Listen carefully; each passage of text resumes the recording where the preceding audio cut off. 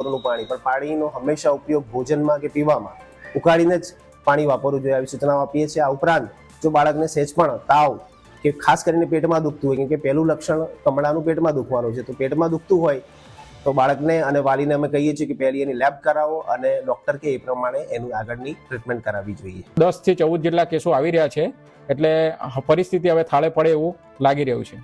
નગરજનો એવું કહે છે કે રોગચાળો વાપર્યો છે અને 2 જણના આને લઈને મૃત્યુ થયા છે, શું છે એ વિગત? આ બાબતે સાધનિક કાગળો અને રિપોર્ટ્સ મેળવ્યા છે। એ રિપોર્ટ્સ અને કાગળ અમે અમારી એક્સપર્ટ ટીમને આપીશું અને એક્સપર્ટ ટીમ અમને એમ કહેશે કે ભાઈ આ બાબતે આને લીધે થયું છે, તો ચોક્કસ અમે એને ડિક્લેર કરીશું। સર, કોઈ ડોર ટુ ડોર સૂચના આપવામાં આવી રહી છે?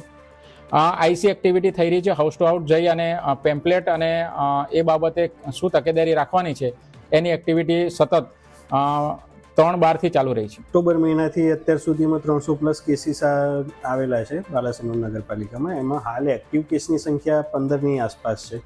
છેલ્લા 3 દિવસથી એવરેજ 15નો રેશિયો જળવાઈ રહ્યો છે।